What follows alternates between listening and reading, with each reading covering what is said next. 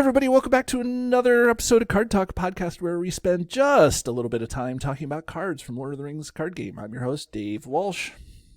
I'm Ted Bannock, and I love cards. Big surprise. And also joining us on this Along for the Ride in Grant's place. Hello, I'm Matt. Matt's here. Matt's here, everybody. A blog master. He comes out from the depths of the internet to join us for a show. He does. Welcome, Matt. Good to have you on. Thanks, Ted. It must be a special episode, right, Ted? It is a special episode, and it's not just mine episode. It's all of our episodes. And all of us would happen to be the patrons, right, Ted? Is this? Can we get to that point? We can get to that point. Okay. Yes, yeah. exactly. Okay. Good. Okay. Normally behind the scenes, Ted is the one that kind of keeps us moving along, and I just wanted to get moving along. So, thank you to all our awesome patrons. If you want to become a patron, you can join at any level. Everything that you help contribute helps keep the lights on here at the podcast and helps Matt keep things going over at the blog. And so you can join right here. It's down below, right, covering up Ted's face here. And this awesome picture, it's patreon.com/cardtalk2018, and you will see and join the ranks of Martina. I assume it's a she, but I don't want to make any crazy assumptions. Martina has 2021. I know, right? So Martina has joined us. So thank you, Martina, for being new. And then Thardir, Stephen, Mark, Jason, Ryan, Manuel, Grant, Katie, Rachel, Tony, Valentin, Eric, Dern's father, Moritz, Anders, Shane, Micah, Chris, Reagan, Robert, who we know is Bob. Sorry, that's Rob. That Robert is Bob. Brandon, Scott, Joe, Peter, Niall, Carl, Vardane, James, Joshua, Matt. Sorry, this Matt. Music to my ears every time. Yeah, it is music. Justin, Kidian, Bob, Daniel, Bob, David, Sean, Lou, Phil, Joseph, and Dominic. Thank you all for becoming a patron. Also, if you are interested in written card reviews and written information about all these things that we present here, you can go over to this guy's website that is a Card Talk website at cardtalk2018.com, and there you'll find all sorts of stuff that Matt puts out. Mainly Matt. I do very little stuff on the side, but Matt keeps all of that going. So we currently have 3 contributors also writing reviews occasionally. Yeah. So that just means that if you want to if you out there want to become a contributing writer, feel free to join the ranks and reach out to Matt, and he'll get you set up. There's got to be cards out there. I mean, there's over 2,000 cards in the player card pool. There's got to be some card out there that you feel strongly about. Right, Matt? I'm sure there is. Right. And I think it's time to get into the... We got some meat on the bone. I know. This is so much fun. So hope everyone's hungry. Hope everybody's hungry. And it was funny because we were talking about music, because we have our very own version of Jay-Z with us tonight. So in the within the FFG hallowed halls of game creating, Jeremy Zwirn is known as Jay-Z, but to us, he's known as the designer of Hunt for Dreadnaught and a whole bunch of other things, and has his hand in just about it. It feels like just about every card game that FFG puts out, Jeremy has something to do with. But Jeremy, thanks for joining us tonight. Hello, well, thanks for having me. I really appreciate it. Can you, before we get into some of the LOTR specific stuff, can you talk about all the games, or mention all the games that you've had something to do with behind the scenes at FFG, just so people out there know? Sure. I mean, I guess I'll give a brief kind of retrospective how I kind of got involved with my current position at FFG. I've been like a gamer all my life, playing board games with family and stuff. And eventually in summer '94, Magic, I got introduced to Magic, and I completely fell in love with that game. It's so revolutionary and cool, and fell hell over heels for it. Played that for many, many years. And then eventually I kind of got, I don't know, just have huge time commitment, a huge money sink over the years. That game, I think late 2000s, 2008 or so, 2007, kind of started moving on to board games. Kind of swore myself, I'll never do card games again. I spent way too much time and money on it. I also played other card games that came along here or there, not nearly as much as Magic. Like Lord of the Rings, Decipher version in 2001 came out. I tried that, but I was so into Magic, I figured, I don't have enough time and money to spend on that game. Magic's enough. But then board games, I got really obsessed with those around 2007, 2008. Kind of told myself I'm done with card games. They call them cardboard crack sometimes, and for me that was very apt. I go all in. I just want to try to get a whole collection, and just sometimes it's too much. So trying to collect those collectible card games is like impossible. Plus, they purposely don't print some of the cards except 3. I was into Magic, and for that very reason, I got out a lot sooner than you did, and I was probably much worse than you. But I got in when beta was released, right? Alpha, beta, second. Nice. But then I got out real quick. But I all this to say is I totally understand what you mean about cardboard crack. It's because the collectible card game is like, that's stupid, right? Anyways, continue. So I love board games, still do, but I got really obsessed with those. Kind of, just thought to myself, not going back to card games. I love board games. This is my new path forward. I'll stick to these. I love just learn new games all the time. I love just discovering games, trying to find out what makes them tick, strategy, and all that. So I used to go to big board game events every month and play board games all weekend, meet a bunch of cool people, play a bunch of new games. Did that for many years. And then FFG opened up their own game store right next to their offices called, back then, the Event Center. Okay. So I started playing board games there. And then one night, I heard about this, I've always been a Lord of the Rings fan, huge fan of the IP. I heard about this, Lord of the Rings card game kind of coming out someday, and definitely piqued my interest. That sounds cool. I love Lord of the Rings. I used to love card games, but I don't want to relapse. I want to, stay away. But I was actually there at the event center when the Lord of the Rings core set was released. Oh, okay. It was a really busy day, like a bunch of people there coming in to pick up their copies. There's people playing the game. I think they're doing demos. And at this point, you didn't have anything, like you weren't employed by FFG or anything like that, right? Okay. No, just a gamer. Loved it. I just play games there usually once or twice a week, so I was there all the time. An enthusiast.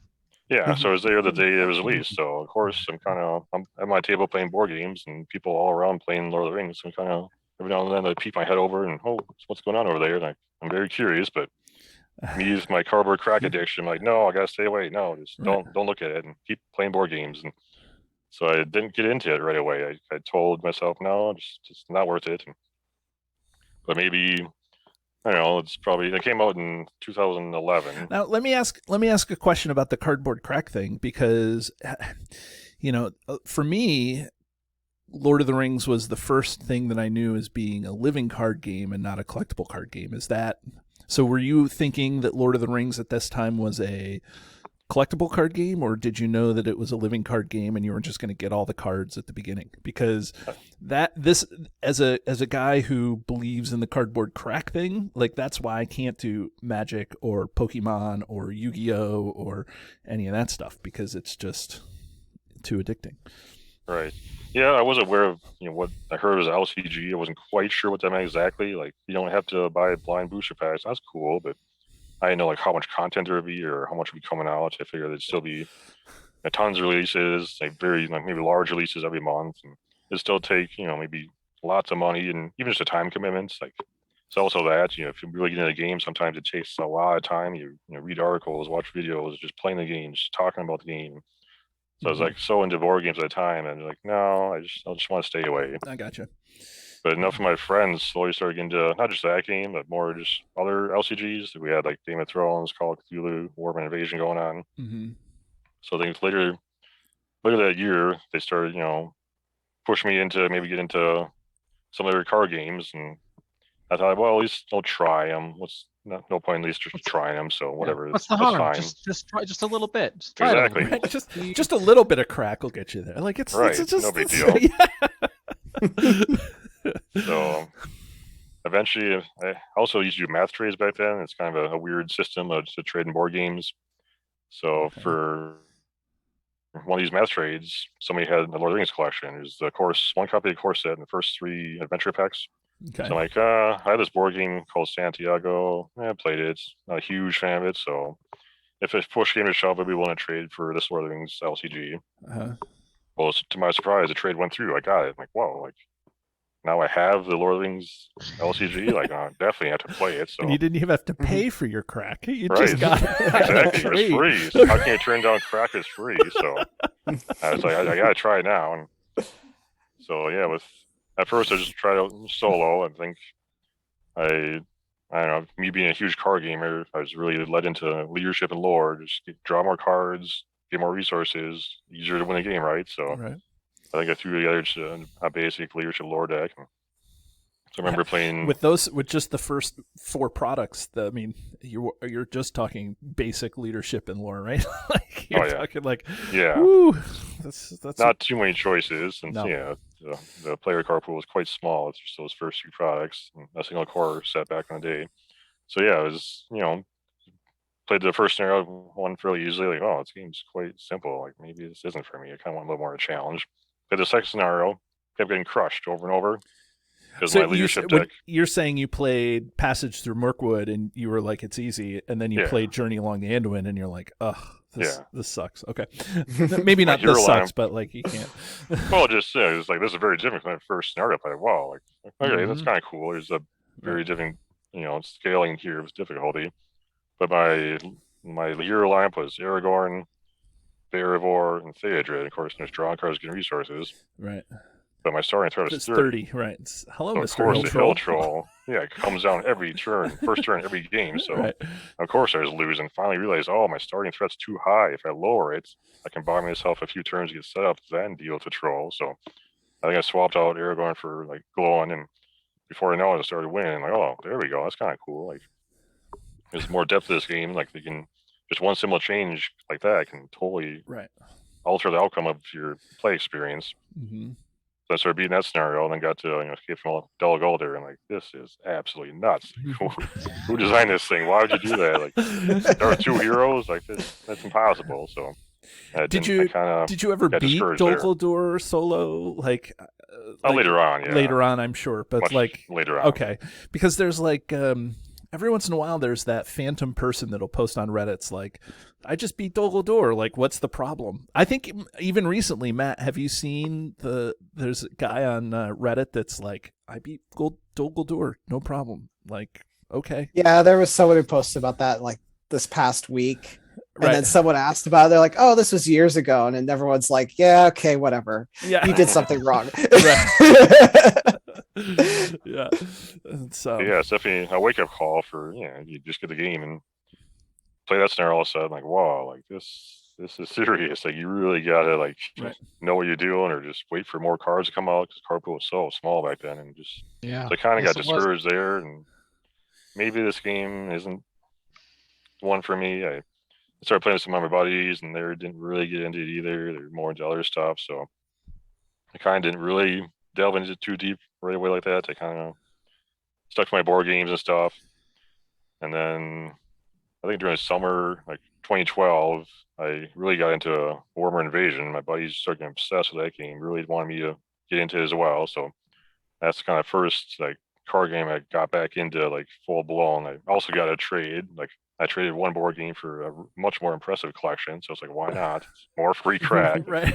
Let's do it. And that really stuck. I really got into that game and started getting obsessed with that. But and also Netrunner came out that summer at Gen Con 2012. So my buddies also, like, everybody got into that game. It's huge, just everywhere. Suddenly the board games night turned into Netrunner night. Like, everybody's coming as Netrunner everywhere. So I kind of got And stuck in that game too. You were pretty good at Netrunner, weren't you? From what I've read about world Beginner's champion luck. world champion Netrunner players. Yeah, All beginner's luck. Yeah. Right. Well, so I did a little bit of research. For anybody out there who doesn't know, Jeremy, I guess you won the 2012 Netrunner World Champion or 2013? I did. It was 2012, also Right. the same day as Samoa won the Warhammer Invasion World Championship. Right. The same day. Yeah.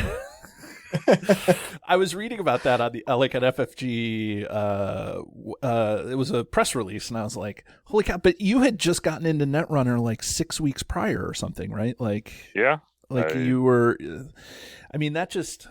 I mean, in a moment of reflection, I mean, that just has to speak to how you can see how parts of a game, specifically card games, just go together. You know, I mean, I know that you were into Magic for so long, but I mean, just to be able to come into a card game and 6 weeks later you're the world champion. I mean, I know that some of these events, like there's like 6 people and you can claim to be world champion, but I would assume that this event was bigger and there was a lot more competition and things like that. So it was a little bit bigger. I think it was maybe around 50 people, but yeah, the game is still very new. Right. So a lot of people, just me included, didn't fully understand the game yet. So yeah, there's mistakes made by everybody. So yeah, I can still say it was maybe not the best representation of a world championship, but well, I mean, it's there's an Against the Shadow World Championship, and there was only 4 people. Lord of the Rings Against the Shadow World Championship, and there was like 3 people who showed up. So John Rogers, who helps organize Con of the Rings, he won that, and so he's like retired as the world champion Against the Shadow. But that's what I'm saying is that like I think that coming in and performing at such a high level just speaks to how you see these pieces just go together. For me, it takes like 3 years and 17 videos to see how Steward of Gondor works. Yeah, I guess a lot of experience. I started with Magic, 28 years ago. So yeah, just a lot of almost 20 years ago, a lot of experience just playing games like that and playing many tournaments, and also just like board games. Like, you can learn a lot from just playing lots of different board games and trying to strategize, figure out those games tick, and a lot of you can just carry over to other card games as well. Yeah, it's totally crazy. And then didn't you also win the world champion Call of Cthulhu? Yeah, that was, I believe, 2013 and 2014. If you see my arts on there, my champion card was for one of those events. So right. Also, I think Warhammer Conquest came out 2014. So yeah, it was a pretty good streak there I had. Yeah. So when did FFG decide to take you off the street, and so they could stop, so you could stop cracking all their board games and card games and then work for them? Yeah, that's the only reason why. They're sick of the same guy winning over and over. The only reason they could get me to stop is to hurry. Right. We gotta let other people have fun at this game, so we gotta take them out of the pool. Right, yeah. That's exactly what happened. So yeah, actually, I started playtesting for FFG right around, I want to say, September 2012 for Warhammer Invasion. That's the first game I really got into. So I remember going the very first night. I was really looking forward to it. Like, I never played a game before with the game designer. Like, this is kind of cool. I can sit down and play with him and get to know him and see what it's like from the inside. Like, this is so cool. So I remember going to the event center. So the event center back then was, you walk in the front door. To the very right was another door that went into the game store, and to the very left was a different door that went into the offices.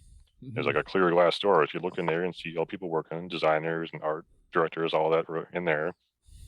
And then in a few doors down this building, adjacent to it, was this whole separate Suite 5, they called it. It was almost like a warehouse, just this big empty warehouse, just concrete floors and walls, just very like that's where I went to play test the game. I'm like, this is kind of weird. Like, why were you playing in a warehouse, an empty warehouse? This is really weird. Well, if you do really good, we take you out and we take care of you.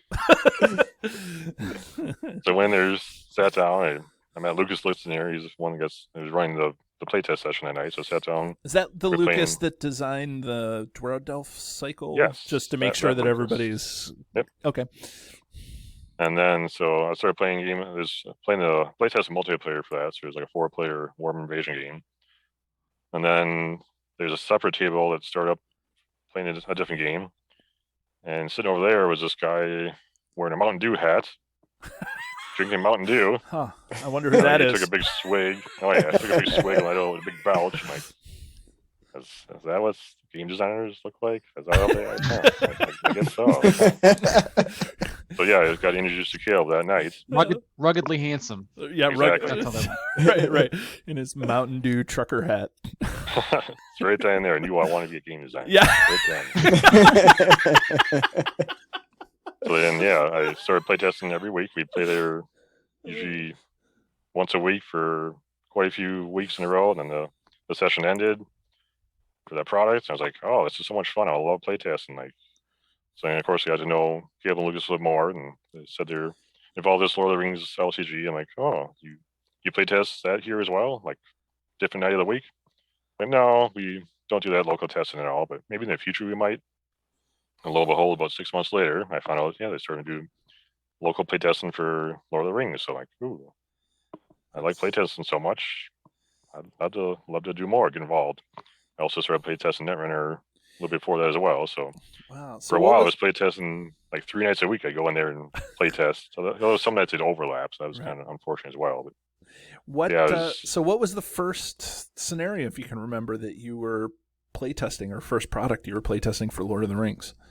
I remember the Voice of Eisinger box that like just wrapped up.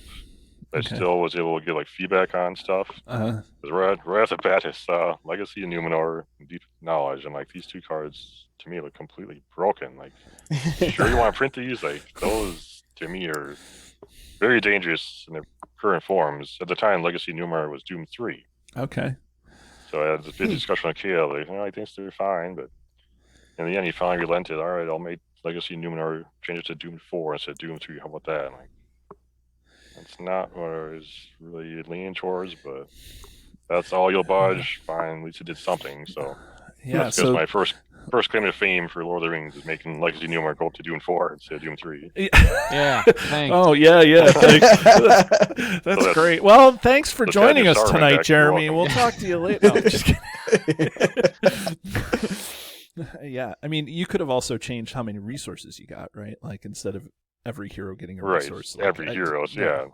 Playing 4-player Legacy. Right, exactly. Like you play this in 4-player, and like usually you play test as solo, maybe 2-player. And right. At that point, we finally started playing some 3-4-player games and started to realize, okay, like this game can be very different with that many players. He was much more of a solo player back then. Right. But that's all he relented, just making it Doom 4, and no changes to no other whatsoever. No other changes, huh? Right. Yeah. So well, Deep Knowledge is, what is it? Doom 2, draw 2 cards. Doom 2. Yep. Everyone gets 2. Yeah. What were your changes that you wanted to see on it? I didn't give him specific. Oh, like, you were just like, this has to change. Just like this is, to me, this could like break the game almost. Where in 4-player, everybody just plays Deep Knowledges. You just draw, 10 cards turn 1. Like, how is this? It makes the game trivial and lets you dig into your other power combos and stuff. So I just say mostly just trying to cut back the card draw. Period. Like I'm fine to Doom. That's kind of mechanic of the cycle and set, so that's fine. But just cut back to potential card draw. I mean, a single card can draw 8 cards for 0 resources. Like to me, it just blows my mind. Like just coming from like a Magic background, like that's just danger. Like watch out. But yeah, how do you feel about that card? Not that that's the card we're talking about, but how do you feel about that card now that the whole card pool has been released? What I assume to be the full card pool. Do you still think it's super overpowered, or do you think that... Yes. Oh, really? Still, I usually put 3 copies in every one of my decks. It's that good. Okay. Especially with so many ways to lower your threat nowadays. There were twice as many ways to lower your threat back then, but now it's just threat reductions. Pretty generous, so there's not much of a drawback to that card. Yeah. So when did you officially come on board as game designer, or with FFG? So when did that actually happen?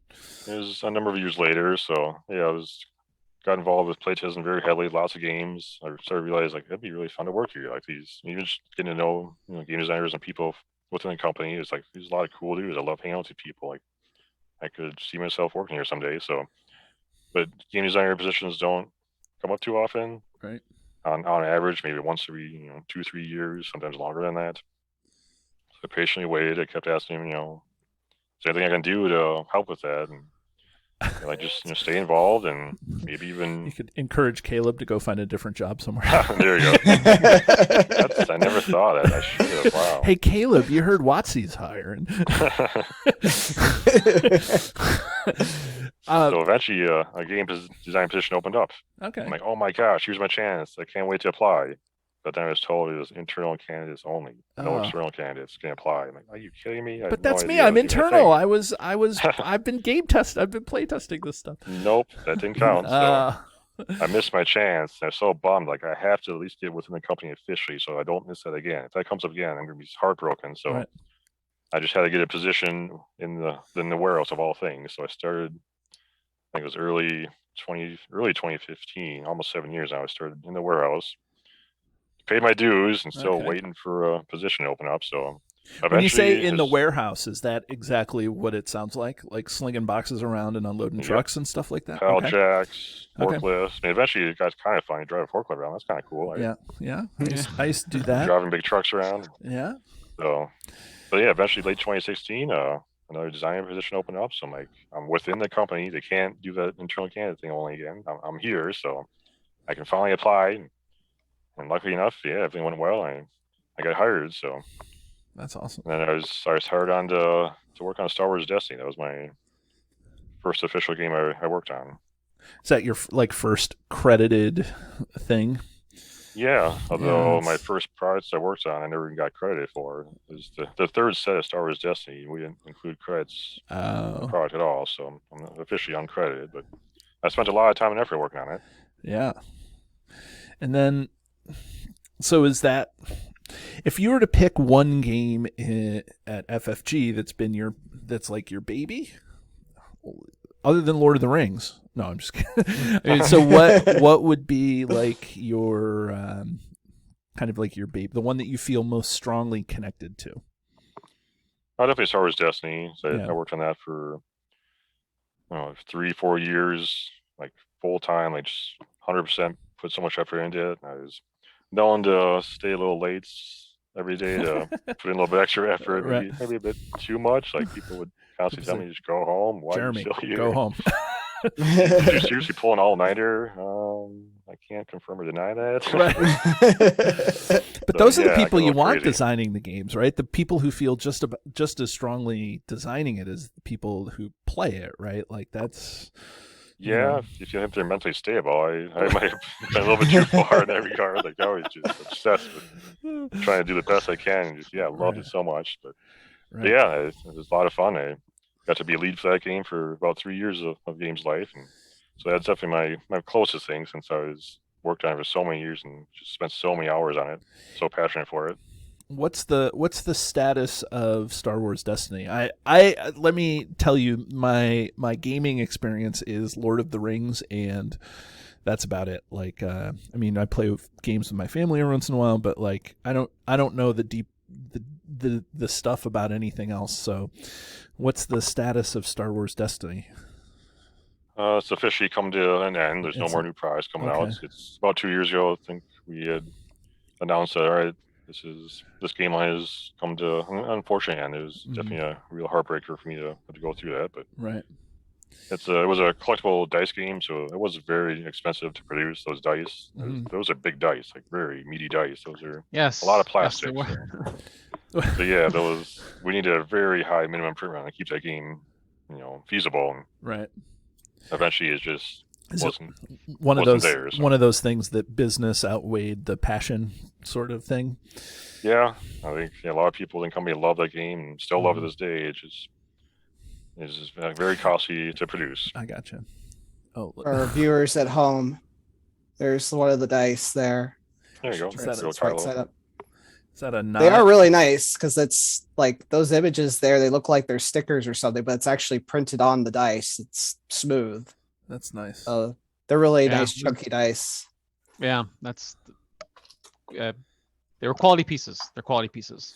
I'll just say that. And I think that's one of the things that FFG is known for, is putting out quality stuff, right? Like, I mean, some of the cardboard punch out stuff is, a little is normal, but I feel like in Lord of the Rings, the art or the cards themselves, the artwork is very, very good, and the card quality is very good. So I've never had a issue with that. And other people in other realms of FFG always talk about like the quality of the stuff that they have.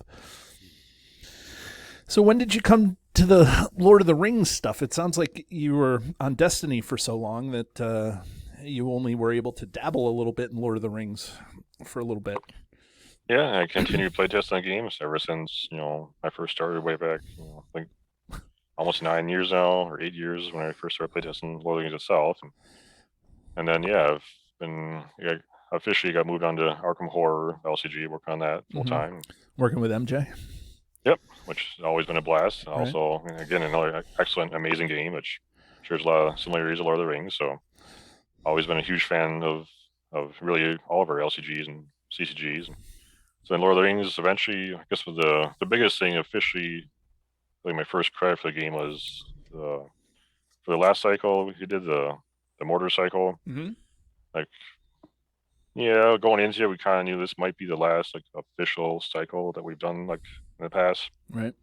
So let's do something really cool and special this cycle. So KL was like, I'd love to get some guest designers in here to just show what else we can do. I think KL, I've been working on it for so many years, working so closely. Like, it can be tough to come up with new, fresh ideas like over and over. It's not easy. So just kind of reaching out and seeing if other people have some ideas as well is also, I think, a good idea. So I immediately volunteered. Yeah, I'd love to help. I'd love to, help with one of the scenarios in the last cycle that we know of. So Land of Shadow, or Land of Sorrow, excuse me, I always get those mixed up. Land of Sorrow was my contribution to that cycle. Okay. We also had like Nate French came in. He helped with the Fortress of Nirn cycle. We had Tyler Parrots and Tony Fanchi as well. So that's my first, I guess, official credit for Lord of the Rings LCG. What was the mechanic in Land of Sorrow? Was that the? It's the one where you had the slaves, the labor camps. So it's after Under the Ash Mountains. You've already gotten into. So you have to rescue the three. Yep. The elf, the dwarf, and the human. Elf, the dwarf. Right. Okay. I thought that's what it was, but Matt probably knows. He's been playing through the whole cycle, right, Matt? Yes, but I am still playing Under the Ash Mountains right now. So Good I luck. now know who to curse when I get to play the Sorrow. Caleb did Under the Ash Mountains. Yeah, I'm pretty sure that was entirely him. I know Tony Fanchi helped with the Wayne Riders scenario, which I love. The Wayne Riders is great, right? Yeah, fantastic. I think Tyler did the City of Oldfast. Okay. So Ash Mountains, I'm pretty sure, is all Caleb. So yeah, just direct all your ire to him. Yeah. That's cool. And I'm just more talking about when I do get to Land of Sorrow. Now I know who to say who defeated me multiple times, given my experience so far with Vengeance of Mordor. I will take the ire for that one. Yeah. That was going in, like, when I directed it, was like, let's make this the most challenging cycle ever. Like, let's ramp the difficulty up. So ramp the difficulty up. I know. Oh, I think it's Right. great though. I think that it provides, the player cards were awesome. So a lot of people will buy them for the player cards, and maybe if they hate those the really hard scenarios, they may not play them. But I think that for the people who are deep into the game, like the three of us, I think those scenarios provide lots of challenges that are fun challenges. Like some of the earlier quests you play, and it's just no fun to lose. But I remember playing Ash Mountains 4 or 5 times and thinking, oh, I felt close, and I felt like it was fun, and it was getting there. Matt obviously doesn't feel that way, but anyways, I mean, that's the way I feel about really this. enjoy Under Ash Mountains because it's like a mill deck. Yeah. You and Jeremy will get that reference. Maybe for everyone else, it's the same sort of thing where you're just discarded from your deck. Right. And then you also designed this guy, right? Like this is my understanding, this is your baby, right? I don't know if you can see, this is the Hunt for the Dreadnought, right? Like I look on here and it says, I looked on the sheet, and you're up there as the, let's see, the expansion designer and development. That's you, Jay-Z. That is, yeah. I was very fortunate to get a chance to do this. It's Caleb had kind of started moving on towards Marvel, and so there's talk like, do we still want to do like our traditional Gen Con scenario, annual standalone scenario? And Caleb's like, I don't think I have the time to do that. So I'm like, I jumped at him immediately. I would love to. Like, if we're still doing this thing, I would love to get the chance to try to design that for myself here. And so nobody else offered. Everyone else seemed to be busy. Like, yeah, all right, go for it. And so I was ecstatic to have this opportunity. So having come from Arkham Horror LCG, one of my favorite scenarios from there is the blob that ate everything, which is a truly epic multiplayer scenario. You play unlimited number of players. And like this, one of the coolest things I've ever seen. I always go to Arkham Knights every year. So we're gonna see that get played at Arkham Knights. There's like 100 some players sitting down together playing the same scenario, trying to defeat this blob. Common goal. Watching all the camaraderie and interaction stuff, like, this is so cool. Like I'd love to see this happen in Lord of the Rings. Like, so that was my primary goal for this project, is to deliver that experience to Lord of the Rings.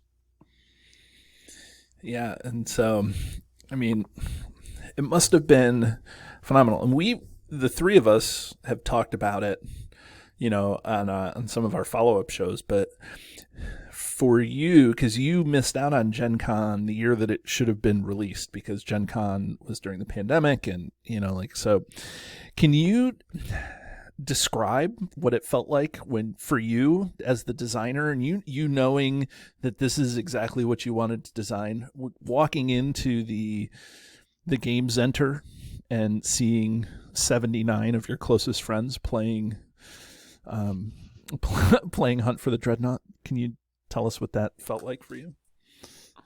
Yeah, it's absolutely ecstatic. This is kind of what I dreamed of it having this event where everybody sits down. Such a large event too, like 79 people. That's a lot, especially during a pandemic. I was very pleased to see that many people came out and that they wanted to play this scenario together. And then just watching people, the interaction is just fun they're having, and you being there, with your amazing voice, just bellowing out, back and forth. Yeah, it's David's teacher voice. That's my teacher he voice. uses to shout above crowds. Auctioneer voice. I cannot do that, so I'm so glad you're there to help with that. And so it was phenomenal just to finally see it. I'd seen it happen in Arkham Horror, and I wanted to see it in Lord of the Rings so badly, but it took a bit longer than I thought, since it was a whole pandemic. But it was, I guess, well worth the wait. It was still an amazing experience. So I'm really fortunate Con of the Rings was able to do this still, and enough people came out, and it just seemed like people really enjoyed it. It must have, in my opinion, now for me to have it at Con of the Rings instead of Gen Con. Gen Con is just a mishmash of like everything and so many people and all this crazy stuff going on. Like, and so to see it at a place that is specifically dedicated for Lord of the Rings, I feel like that probably like helped the positive vibes there, or the good feels, like that, like, we didn't have to fight for vocal space, and we didn't have to fight for table space, because everybody was just on it. For sure, yeah, that is a good point. At Gen Con, if you've been there, it's space is very restricted, and it can get very loud there. There's so many people and other things going on, and announcements going on. So I think, it's Con of the Rings maybe was kind of the perfect place for the first ever like official in-person event for this scenario to happen. It was all knowledge, fantastic experience. Yeah, it was good. It was really good, and I could see as you were walking around, you even gotten in a couple of games. I thought did I see you playing a couple of scenarios with some people? Yeah, oh wow, okay. Did you have to borrow a deck, or did you have your? I did, yeah. I had no idea I was gonna play at all. I just honestly, I wasn't sure if I was gonna go. It was kind of a late minute thing. So somebody that helped playtest the scenario, Stephen Redmond, emailed me and was like, "Hey, we'd love to have you come by and just check out your creation here in person." I'm like, I didn't know, they want me to come. So I'm like, yeah, I'd love to come. It sold out. The event is sold out at one point. So I guess I can't go. Jeremy, you're always invited. You're always invited. That, yeah. I have nothing to say or do with the organization of the event, but I'll speak for the community when I say, you're always invited. I really appreciate that. 'Cause, yeah, honestly, I was thinking maybe I shouldn't go because I don't know who I am. I'm just some guy. I'd be like, don't you have a ticket? Like, no, it was sold out. And sorry. But then he told me, hey, come on down. We'd love to have you come. So I felt a lot better about that. And then once I got there, I was like, oh, yeah, everybody seems to be really glad to see, hey, Designer of Dreadnought's here. Cool. Like, I guess nobody really expected that. So yeah, I was very excited to be able to come and see it in person and just have fun. And then, afterward, people are like, hey, do you want to play a game with us? And I'd love to, but I didn't bring a deck. So I didn't expect to play. I was like, oh, we got extra decks. Like, cool. So sat down, played, 3 or 4 games, and that's awesome. Had a lot of fun. Yeah, it's like back in 2012 when you were just hanging out and you didn't have to, you weren't doing it for a paycheck, right? Exactly. It was free, right? Yeah. Right. Nobody was paying you and you weren't paying anybody. It was, right. That's the way gaming should be. Yep. Yeah, that's phenomenal. I'm glad that I just feel like it just, to me, it seems like such a feel-good moment for everybody. Like, you as the designer and the community to see the designer of the game, like, and so much I feel like Caleb is the face of FFG to the community, but I think it's important to acknowledge that there's a whole bunch of people on whose shoulders he stands, right? Like, I mean, he's there, and he's kind of the face, the lead designer. He's been the lead designer, but you and Lucas and all these other people, and he's quick to not take all the credit all the time for the game. I'm not suggesting that, but there's other people out there like you, Jeremy. And I actually, when I had Caleb on, I actually looked at he's not even on any of the credits for the Dreadnought. Like, you're it. I invited him. Like, I asked him many times, hey, we're playtest, and I did local playtests. This is before the pandemic. I started working on this project well over 2 years ago. It was, I think, like summer 2019 when it kind of came along. So I still did local playtests, and usually every week after hours. But I invite him every time, and I guess his family and all that busy stuff. And right. And even during daytime, I think I did one playtest during work hours, try to get as many employees together. Just this is a challenge, try to playtest this, because it's unlimited number of players. Like, how do you playtest that? How do you replicate that? Is there a version of email to all to everybody in the FFG? It's like you get everybody down.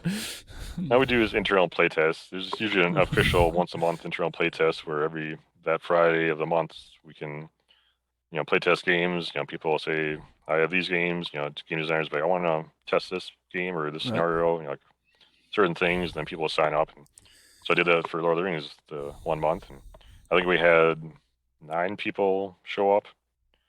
So then I always would have people play if they wanted to two-handed to try to help fill out more, replicate a higher player count. So I think the most we ever had was 9 actual people, but 3 of us played two-handed to actually have 12 people, which is probably what will happen in the real world more often than not. Just more smaller turnouts like this instead of massive 79-person events. Right. So I think it worked out pretty well when we were playtesting that. Like, we had a lot of fun.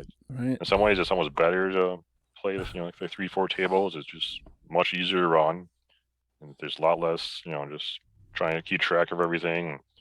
I also feel like you have a bigger impact. That's, I think, one thing Stephen mentioned afterward. Like, when you're one table out of, I don't know how many was at the events for Con of the Rings, but when you look up at the Dreadnought, see 1,185 damage. If you actually deal your maximum 20 damage in a round, it's still a very small fraction. You're going down to 1,165.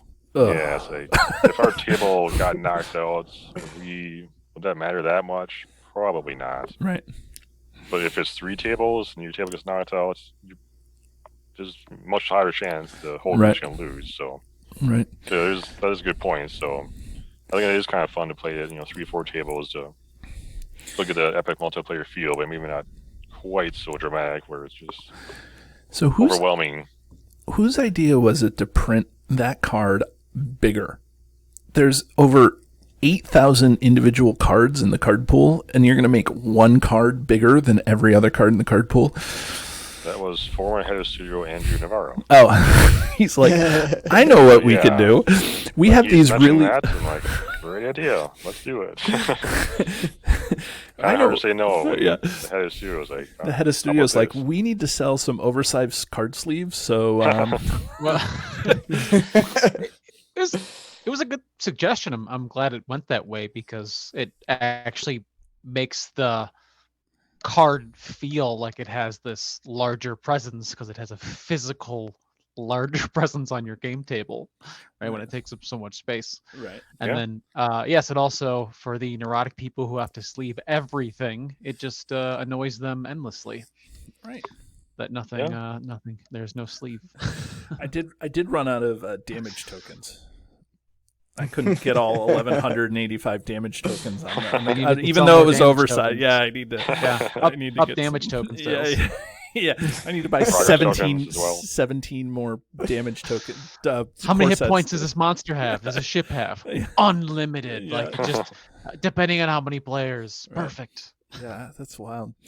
Let me ask you a couple of questions, and I mean, the first question is, can we expect any more Gen Con scenarios going forward? Since you were the one that designed the most recent one, I'm curious. I don't know if you can answer that. If you can't, no big deal. But I figured I might as well ask, since you designed this. Here it is. Yeah. I mean, I can't give any specifics, but I'm definitely very passionate about this game. I'd love to give them a chance to work on it. Clearly, being at Con of the Rings, this community is amazing. I know that since day one. It's always been a fantastic community, very passionate players, and clearly they would love to see more official content. So I keep every now and then going up the chain. Like, Okay. this game is still It's nice to very to amazing. know that you're advocating for it, though. You know, like it's not falling on deaf ears, and not definitely not just me as and Card Talk as a member of the community, but like the community in whole is very vibrant and growing, and it's getting bigger. It's not shrinking, and there's a demand, and sales are showing that there's demand. So it's good to know that the player designers realize that, and they're like, yeah, the people want to see this stuff. So it's good to know that. So especially with some of the new revised core set, that could get a potentially whole new wave of new players coming in the game. yes, let's Also- talk about Also, that. Amazon series one next year. Like, Let's talk about that revised course set. No, I again, Jerry, I'm not trying to put you on the spot because I know that there's not. I don't know what there is that you can say or that you can't say. I assume that most of the stuff is out there is what can be said. But is there anything? Right. Is there anything? Any surprises coming along for this new revised core set that you can talk about? well, I wouldn't say surprises, but I so we'll say, I've heard players ask, is there like a full player set of the player cards? Like, yeah, it's like the Arkham revised core set. Yep. So You don't need to buy multiple copies. It's full player set of all the cards. So there's 3 Yeah. copies of all of everything, including Test of Will, Unexpected Steward of Pain, Courage, yep. Unexpected Courage. Even Brock Iron Fist. Oh, that yeah. was such a chase card for all those yeah, years. yeah, yeah. Fine, He's get the 3 best copies. proxy ever. Goodness. Right. And so, like, does off the top of my head, I'm not sure. Does that make each starter deck more than 50 cards? Then I'm just like, so can we build a 50 card monosphere deck from that? I don't believe so. I think it's still a little bit under. That. Yeah, but not Very as close. not as drastic, right? Right. It's very Okay. close. Is there going to be 12 Gandalfs? 3 for each. There just might be. Oh, who knows? The one question that I will ask, and I know that, so this is going to be from what I've read and what I've understood from other sources, it's a campaign, and the campaign connects everything in the Shadow of Mirkwood cycle, right? And so that you can play the Shadow of Mirkwood cycle as if it were a campaign, go from campaign to campaign, or from scenario to scenario, earn boons and burdens and things like that. I've even seen some of the boons and burdens spoiled somewhere. And so that's true, right? Yep. Yeah. So does Escape from Dol Guldur get any easier in this new setup playing solo? Thinking about your experience. I mean, I'm only thinking of you here, Jeremy, when I ask this question about how you played and struggled with it and things like that. But I'm so traumatized. Yeah, that's why you can't say anything about it, right? Like, I don't ever want to see that again. But I mean, I can't imagine.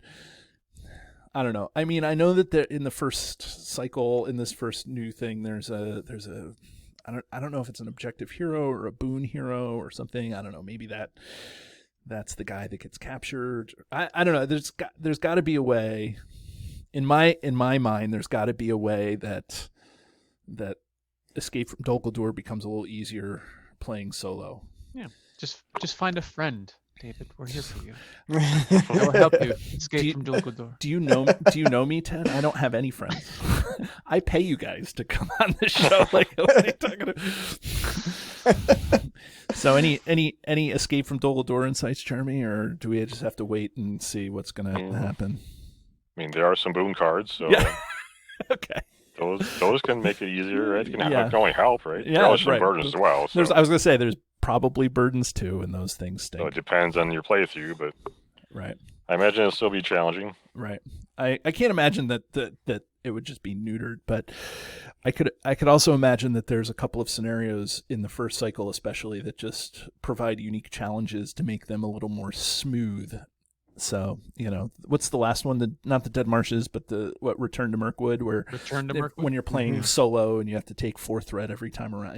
That's pretty brutal, yeah. It is brutal solo, so that'll be interesting. Did you let me ask this I'm pretty sure you could answer.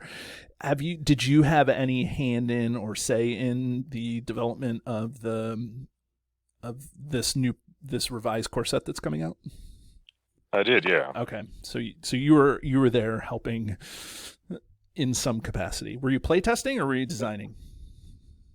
Or we'll find that out. I guess yeah. It was more on the design development side of things. Okay. I wasn't able to do much playtesting with pandemic going on. That was kind of messed a lot of things up. Stupid pandemic messed a whole bunch of stuff up. Yeah, I can get it. I can understand that. I mean, it's good to know that the game is still, because I know Caleb is off doing whatever Caleb is doing, so he really hasn't had a say in this.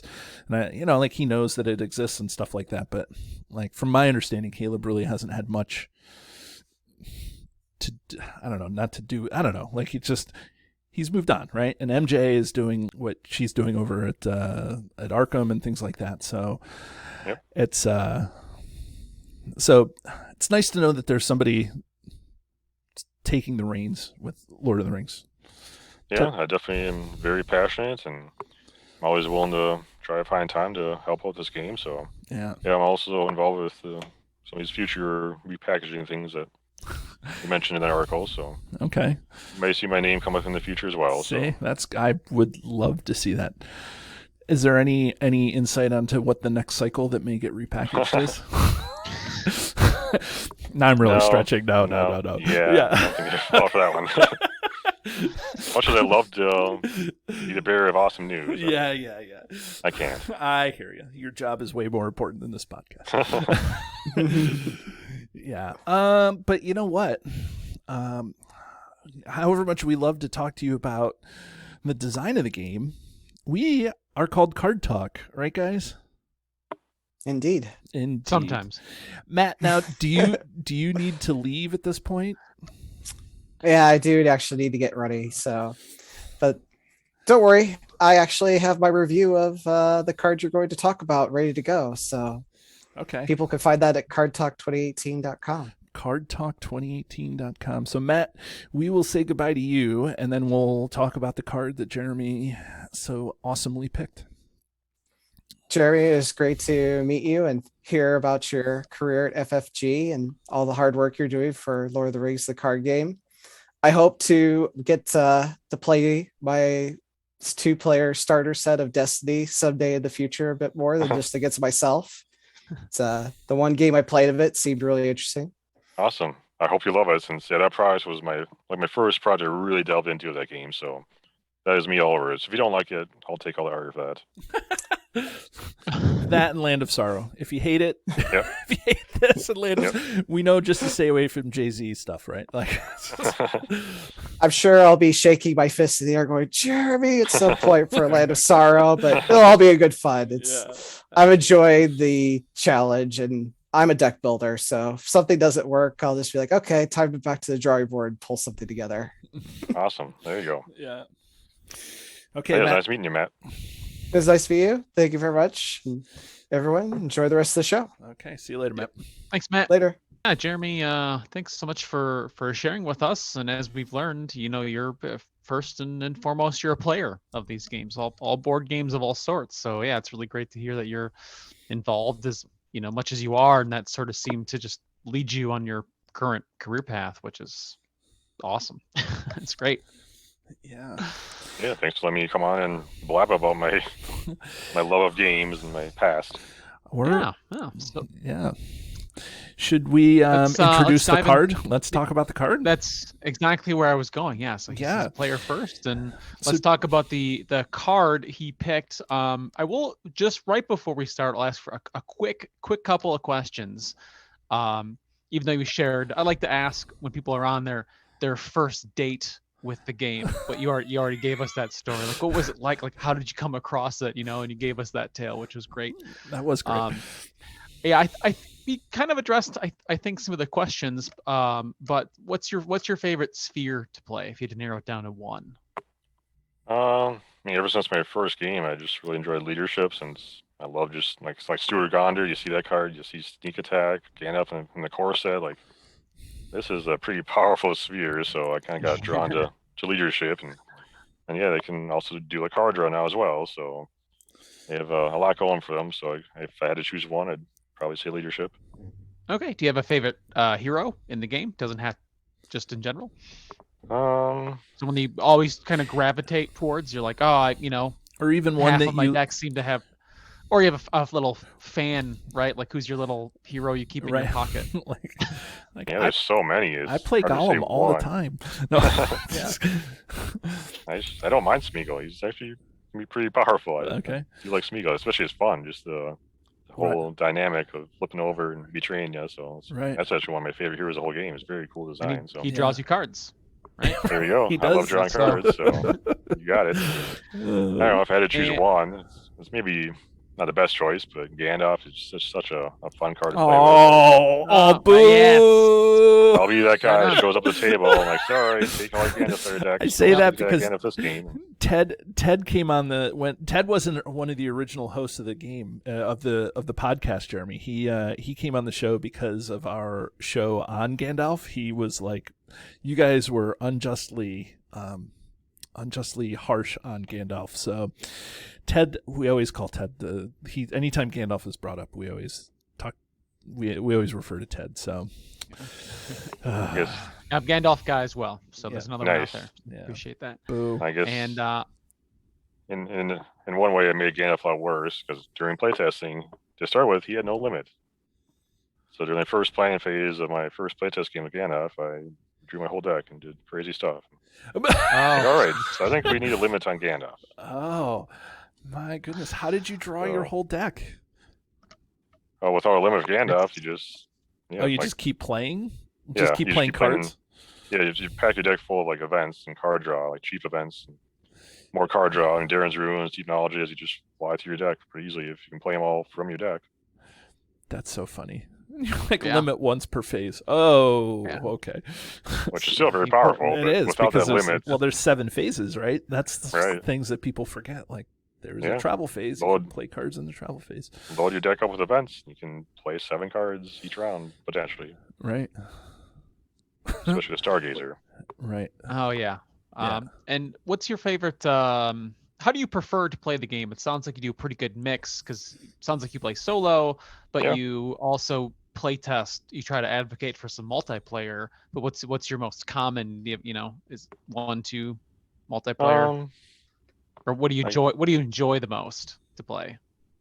I actually enjoy it. I'd probably say 3-player if I had to choose one number. I love just playing with other people, just interacting with other people, and just having fun. And it's fun to see combinations of decks, interact with each other. And solo can get, at times boring by yourself, but it can also be very swingy. Like sometimes you stop in car and deck and you get that snowball going, or sometimes it does it to you where you get a rough start and they get a bunch of enemies spew out on top of you and you can't get out from underneath them. But 3-player, if somebody has a bad draw, it's a slow start, the 2 people can usually help them, catch up or stay involved and keep the game progressing. And so I'd probably say that 4-player can take a while, so it can also be fun, but I would usually prefer 3 just for the time commitment.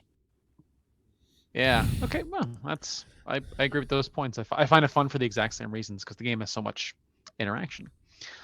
And which we'll be talking about card interaction on the card that we're going to be talking about for today's episode. Which Jeremy, would you like to tell us what that? Or David, did you want to read it? Or No, Jeremy. Yeah, Jeremy, do you have access to the card? And could you? I do. So okay, I guess there's a little extra story to this card. So, in my opinion, is one of the most broken cards the game has ever seen, hands down.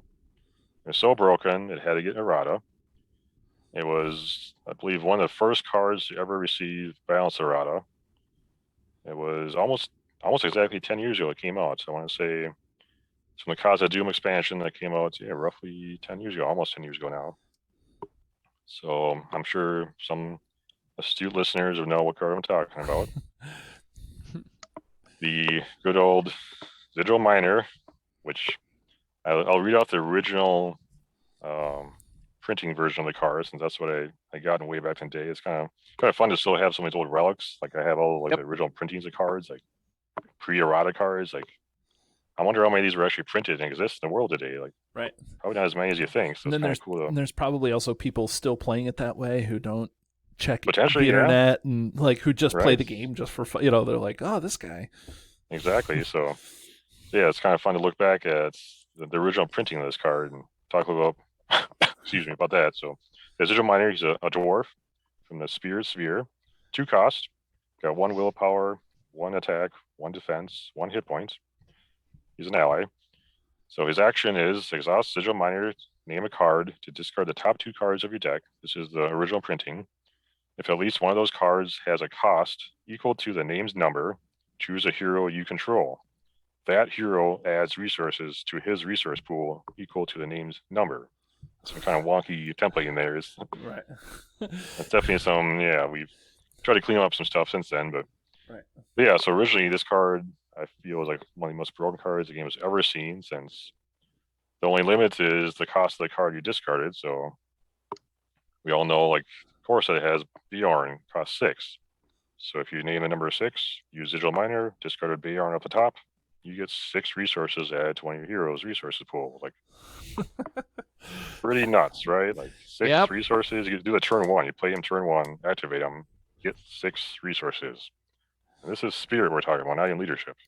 Right. And then if you end up having Brock and Bjorn, or 2 Bjorns and 2 Brocks, and you get rid of both, now you have 12, right?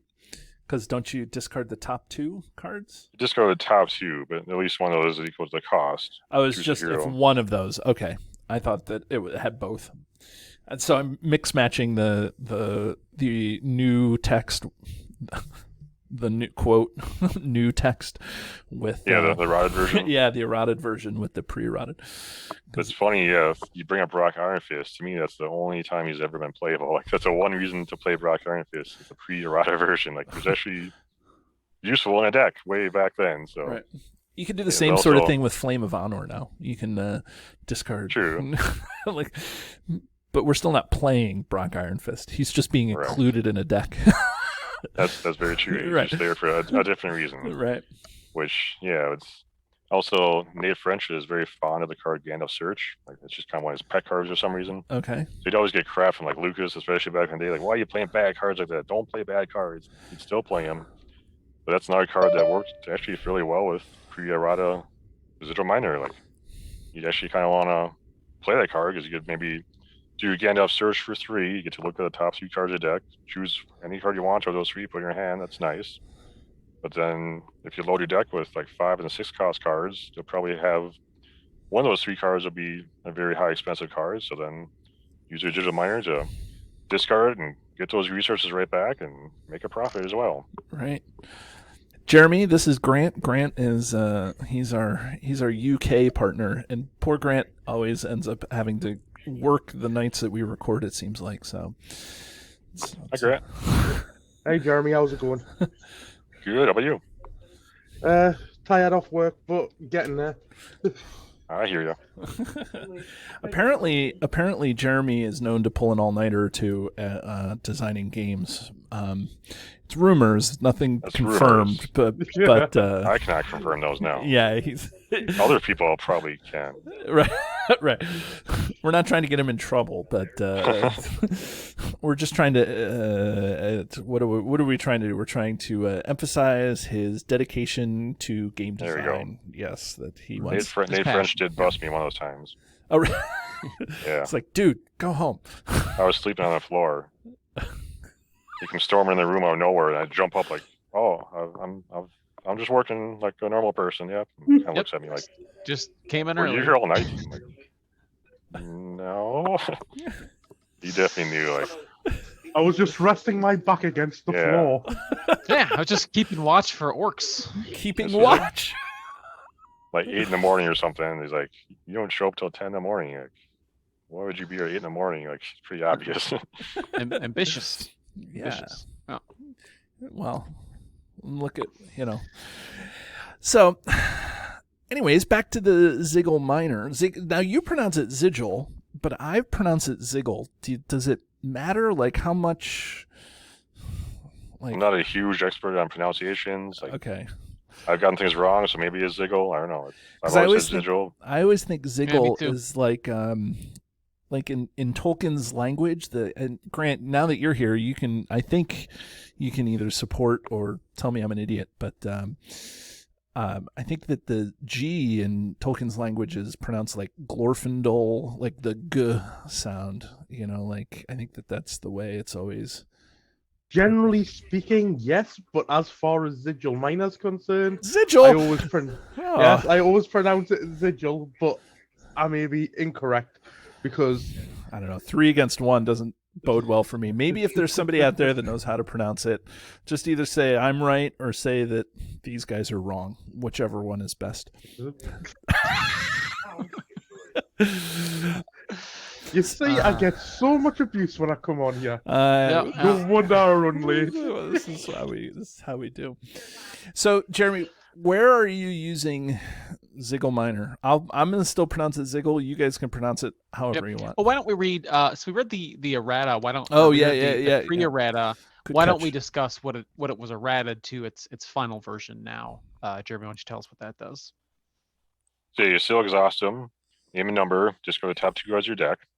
If at least one of those cards has a cost equal to the named number, choose a hero you control. For each card that matches the named number, add 1 resource to that hero's resource pool.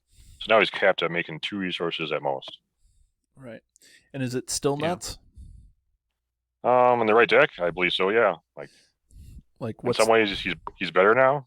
Like before, he did not work with 0 cost cards. Now he does. He can make 2 resources off 0 cost cards, or even 1 resource cards. Before he could only make 1 resource. Now he can make 2 if they're both 1 cost cards.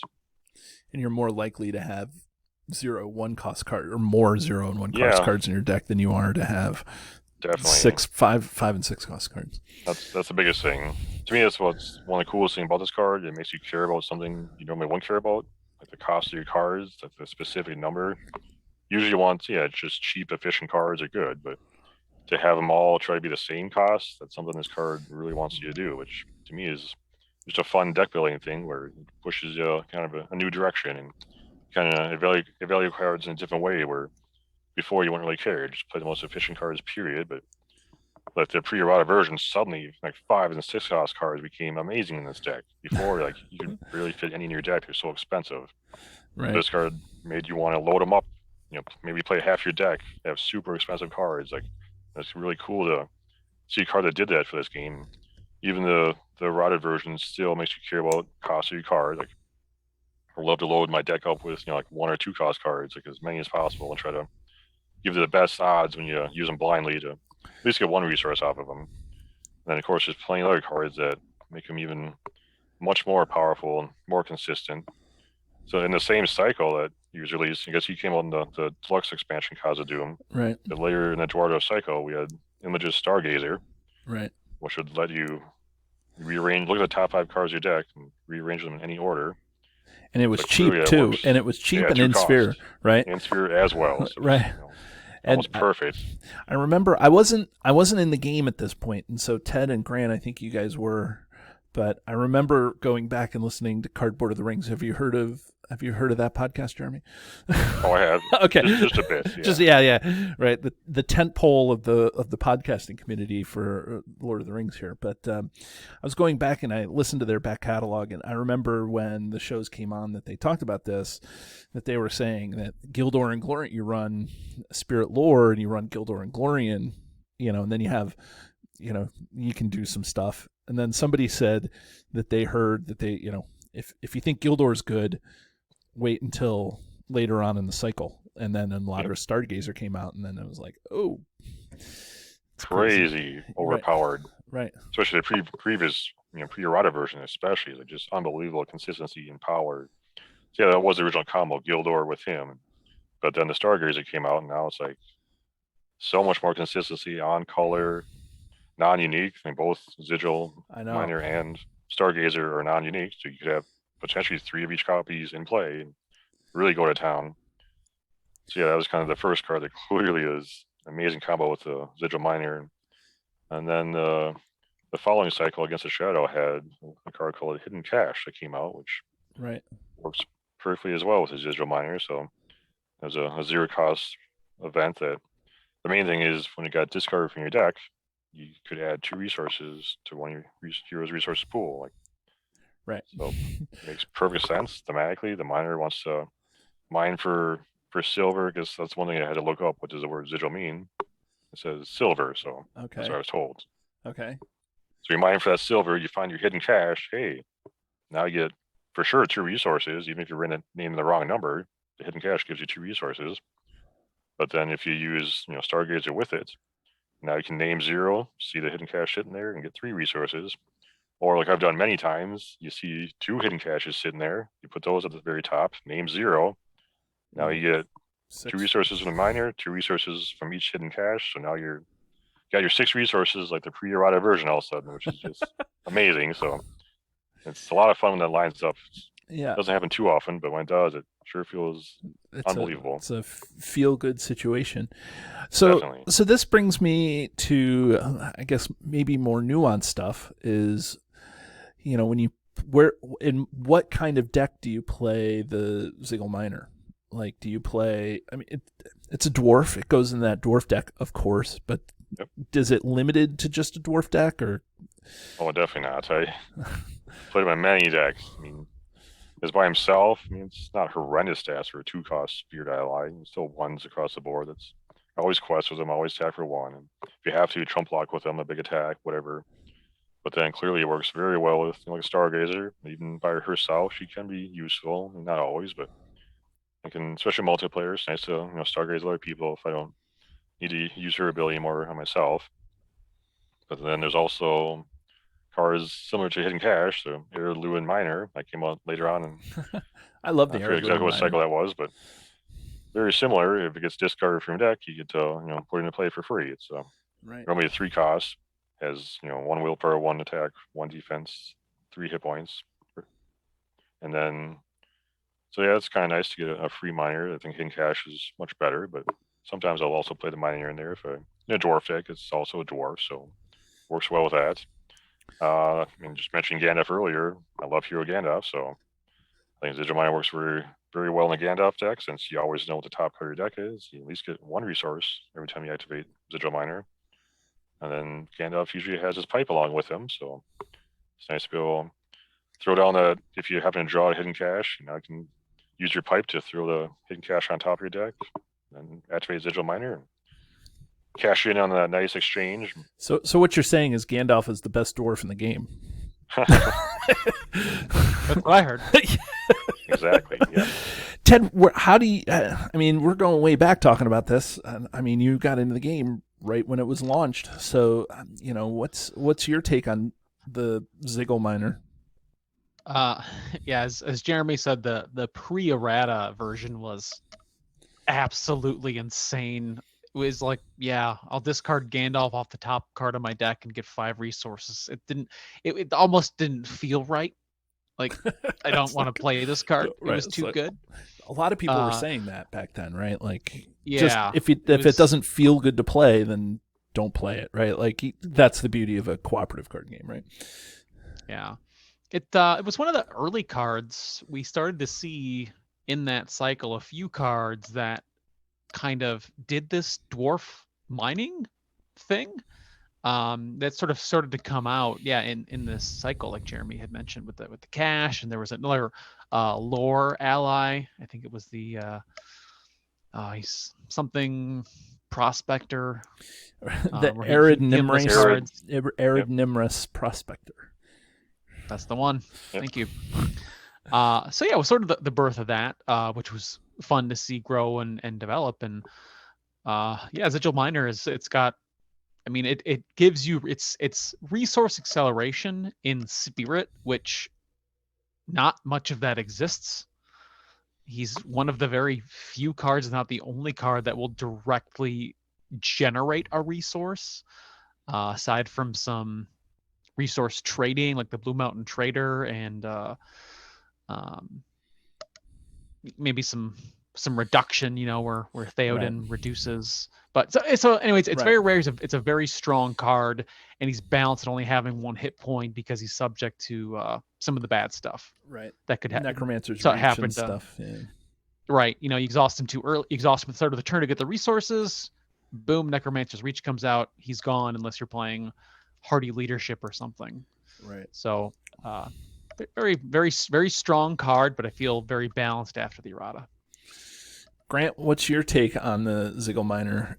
You got in during this cycle, I think, right? Like this was This cycle was roughly when I came in, just before the expansion into the Dwardell cycle actually came. I think I hit Khazad-dûm just as that was released, somewhere around there. And the Sigil Miner is a powerful ally, even since he's a Rota. I mean, as Ted said, it's resource acceleration in spirit. Yeah. And then on top of that, obviously he's also getting boosted from other dwarven effects, hardy leadership, Dane Ironfoot. All those things also increase his potency for his stats. Now, yes, you're probably not using him to quest or to attack, but you may need a chump with him. Now, getting that boost from hardy leadership, you might be able to survive an evil Eastern Crow attack. But generally speaking, that resource acceleration is his key feature. That's what he's used for. If you've got something like the Spare Hood and Cloak to ready him up, or Grim Resolve that can ready all allies, and you can get more bang for your buck with them. Yeah, that's a good point, Grant. I forgot about that. You can ready him. His There's no ability limit. is not There's no limited. limit. It's just limited to reading. So if someone plays, Grim Resolve, a leadership player plays Strength of Arms, Ever Vigilant, or you can even put those things in the same deck. You could have Ever Vigilant to ready. Lure of Moria. Lure of Moria. Yeah, Lure Moria. That'll ready all dwarves. So you got 3 of those guys, right? Lure Moria comes out, generating probably 3 up to 6 resources possible. And then if you've got hidden cash in that, and you're discarding a couple of them, plus the Eridlu and Miner, you're getting a couple of free allies out, plus a couple extra resources from the hidden cash. Right. Your quid's in. Yeah, I guess another point is milling cards from your deck can be a good thing. Some people really hate doing that, but sometimes you want those cards in your discard pile anyway, like Elven Lights. Incredibly powerful card. Like, you want to find that as soon as possible. And if the Miner mills one, great. Now I can just pay 1 to return to my hand and draw a card and Right. get my Elven Light combo going with R1. Or even like stand and fight. Sometimes it's good to get allies in discard piles, so I have more targets for my stand-in fights. Or Glorfindel ally, like Yeah. I just made some resources in my miner. I'll spend those resources to play Glorfindel from my discard pile. Let me ask you a question, and I mean this seriously, even though it's going to sound like I'm a novice player. I've been only playing for 7 years, so I'm kind of novice at this. So let's say it hits. Let's say, Jeremy, you talked about discarding 2 hidden caches and naming 0, so you end up with 6 resources. Like, what do you do with those resources? Like, you have to design around having all these resources, and I don't know, like, of course I know resources are good, but it seems like if you're getting an extra 6 resources, you have something in mind for it. So what is it that you have in mind for it? With me, as I'm probably drawing lots of cards with it, so I'll probably have plenty of cards to play those resources. Maybe nothing in particular, but usually you may want to play some more expensive allies that are very powerful. I mean, of course, Corset Faramir is always an all-star, so you'll get him out as soon as possible, and as well with other allies to make his ability more powerful too. And as much as some people hate Outlands, they're extremely powerful. There's no question, extremely powerful. So, especially like the swordsmen, those each cost 2. So, right, they can with card draw. Yeah, you can just dump your whole hand out there and get the nice swarm strategy going with Outlands or Dwarves. I mean, even like Glorfindel ally. I mean, it costs 5, so it's a decent amount. So, you can spend those resources very quickly with a lot of powerful cards in the game. And then even like maybe even Grimazal, like in multiplayer, the card's amazing, so that costs 5. So, but if you're making that many resources, you can usually afford to play quite a few of those higher cost cards where normally you wouldn't, since it can be much more difficult to stock up on resources without a card like this helping you every round. Does this take the place of other resource acceleration? I get that you can play Steward of Gondor and Ziggle Miner in the same deck. I understand that, but if you have Ziggle Miner, do you need Steward of Gondor in a deck? Ted, what do you? No. Oh, Jeremy, go ahead. I say no, you don't need it, especially multiplayer. That's maybe the biggest drawback of multiplayer. You can't play all those powerful unique cards. You got to share amongst the group. So right, there's always that race. Who's going to play Steward Gondor first, or if you have a gentleman's agreement ahead of time, like, all right, I'll take my stewards out. You go ahead and have yours in your deck. If you have Ziggle Miner, it's like, all right, I don't need Steward of Gondor. You can go ahead and play your Steward of Gondor. So clearly in solo, I'd still play Steward, but right, you don't need it. That's how I feel. Ted? Yeah, you don't need to have both in multiplayer. It's a nice option because some of those, like the cards that generate resources, the heroes that do it, and the cards that do it, Steward Gondor, Days Rising comes to mind. Those are all unique cards. So to have a non-unique card that generates resources is really great to just sort of have in the game. But running both, man, you got to have a lot of card draw. It's like you have to have the cards to spend the resource. Otherwise, what good are they?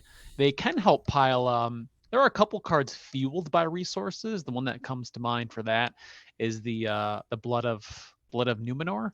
That's the spirit attachment that goes on a Dunedain or Gondor hero, and they can spend a resource to boost their defense by their remaining resources in their pool. So those 2 cards are both in Sphere and combo very well together because you could stack the resources on, Aragorn, Idrian, and Baragons, and have a really sturdy defender. And then when you're not spending the resources. Right. You've also got the Gondorian Fire, which is the tactics attachment. That spends 1 resource and boosts the attack. Yes. So same thing. If you wasn't that a thing, a Blood and Fire deck? Isn't that? Didn't they have that? Very strong. You pick Boromir, right, as your target. Someone who can take multiple actions even. A lot of great targets for those cards in the game, and Ziggle Miner is very easy. You just gotta have a spirit hero to get it on the table. Right. And you just have to have one. At 2 cost, you don't need to have, you know, you can be running 1 spirit hero and be okay with getting this guy out, probably. Right. The only problem I see with just running, say, Sigil Minor or any sort of ally-based resource acceleration, you need to keep them around to generate it. At Steward of Gondor, there's less attachment-based destruction than there is ally-based. So if you are running just Sigil Miners, in say an Evil Storm comes out and you're over 35 threat, that's all your Sigil Miners gone. You've then got to find a way to get them back from the discard to get them back out on the board. Otherwise, that's your resource acceleration shot. Yeah. That's the only downside to running only, say, ally-based Resource ally-based acceleration. Right. resource acceleration. Right. Well, what else goes on this guy? I mean, he's a dwarf, and we've established that you can play him in just about any kind of deck as long as you're running spirit. Do you put any attachment? Ever My Heart Rises? Do you put Ever My Heart Rises on this guy? It's another way to ready him, actually. I know. And get his ability Well, points that's per turn. It's also in Right. Sphere. right. Well, that's what I'm saying. Bonkers It's like- card combined with a bonkers card. I'll lower my threat and ready him and get more resources. I guess that's okay for two resources I paid for these 2 cards. I mean, it's possible that you could do that. I mean, I think there's better targets for Ever My Heart Rises, and you've got to be running a scenario that It's got has the mountains and mountain or underground Right. locations to trigger that. But yeah, you could do that. I mean, I personally wouldn't, because the Sigil Minor is absolutely frail. 1 bad treachery, like Dark and Dreadful, and you've just lost your resource acceleration and your readying capacity. Right. So probably not the best combo there, but I can see it possibly working for a few rounds. What about you, Jeremy? If you were to, is there anything that you put, like Squire's Helm? Do you put something onto the Sigil Minor to keep him out into play? I personally don't. I mean, you could put Dwarf Pipe on him just to be a little more thematic, and yeah, it can have some synergy there. If you discard a card you really didn't want to discard, you can use a Dwarf Pipe to exhaust itself to still a card on the bottom of your deck. Who's the Rankin Bass dwarf that was just released in the last AP? Dory, right? Dory, the tactics ally that puts a card back in the bottom of your That's deck. Nori. Oh, the ally That's Nori. Nori. Yeah, okay. Ally Yeah, Nori. he looks like he Rankin Bass. That's the people who did the Hobbit, animated Hobbit. So, anyway, sorry. Oh, I gotcha. So that his art looks a little like that. Well, what else is there about this card? I guess you mentioned the arts. It's got Mogli arts. Like It may be one of the first Mogli pieces, right? Haldir of Lorien was earlier than this, I think, but Yeah. But she also did Spirit Glorfindel, which launched early in that cycle too. So it's not her first, but she did quite a few pieces for this cycle that I recall. yeah, lots of amazing stuff. So it's always good to see a piece from her. yeah.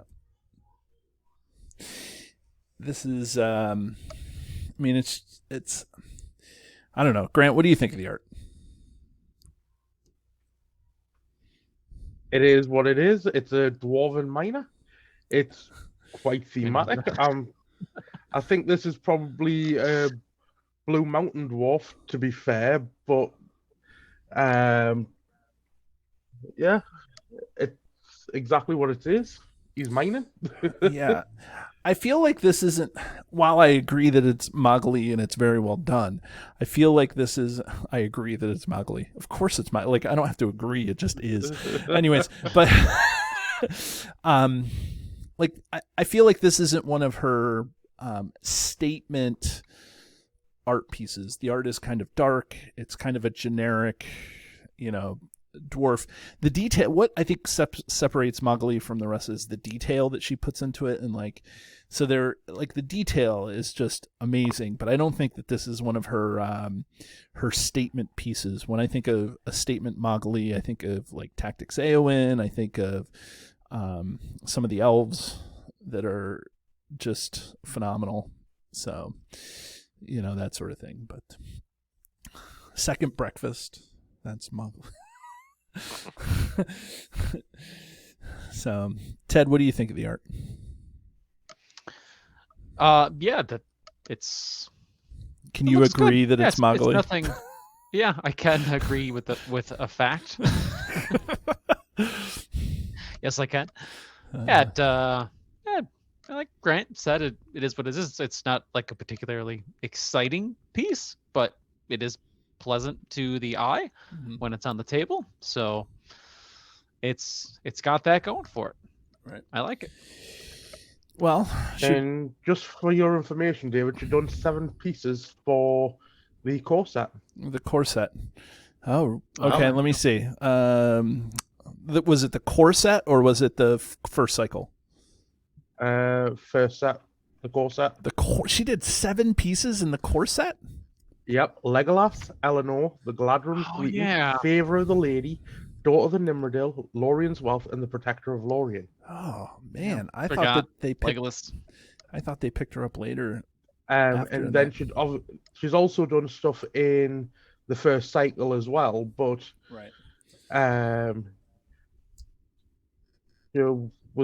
she's done a fair bit from the beginning of the game.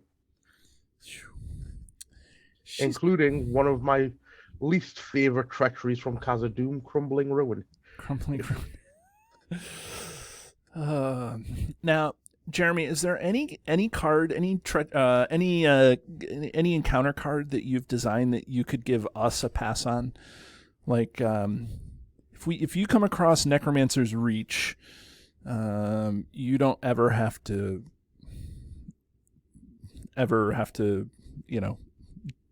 deal its damage. Can you give us a pass on any of those, Jeremy? Sure, why not? Okay, good. All of them. All of them. Everything's right. It's a cooperative card game, so you can do whatever you want, right? Okay, so should we ring this guy? I think so. Okie doke. So for anybody who doesn't know or may be new to the show, we have a highly scientific yet arbitrary system where we ring a card on a scale from 1 to 10, where 1 is the one card to rule them all, and 10 rings is the card that we throw back into the fiery chasm from whence it was made. So, Jeremy, you're the guest on the show. We're going to still stick to the guest courtesy. You get to choose where you want to ring this card, if you want to ring it first, second, third, or fourth. Me personally, I still play the card quite a bit. It doesn't fit in every deck. It's far from it, so it's not like a auto-include card like, Test of Will and all those other cards, but I think it definitely packs quite the power if you build around it, and so I'd give it 2 rings. 2 rings. So he's going first. Okay, Ted. Yeah, I agree with our distinguished guest / designer, and I give it a 2 because it's a spirit card that gives you resources, and there's a lot of tricks. He's not 100% reliable. But generally when you put him in your deck, you're going to have some idea of what the resource curve is of the cards you have. And I'm going to have, I have a lot of 1-cost cards, or a majority are 2-cost.